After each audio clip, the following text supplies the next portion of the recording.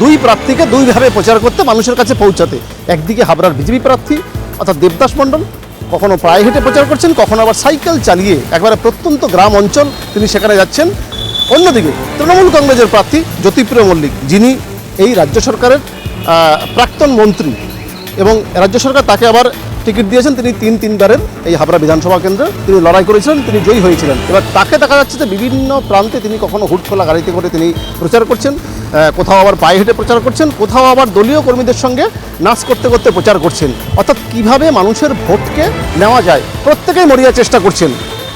তবে এখন দেখার শেষ পর্যন্ত ভোটাররা কাকে জনপ্রতিনিধি হিসেবে বেছে নেন, কাকে তাদের প্রিয় বিধায়ক হিসেবে বেছে নেন, তা কিন্তু জানা যাবে নির্বাচনের ফলাফলের দিন। আর কত প্রার্থীদের বিভিন্ন ধরনের প্রচারের ধরন চেঞ্জ হয় বা কীভাবে মানুষের কাছে ভোট পেতে তারা প্রচার চালান, সেদিকেও কিন্তু নজর থাকবে আমাদের। উত্তর 24 পরগনা থেকে টিটপ বিশ্বাস, রিপাবলিক বাংলা।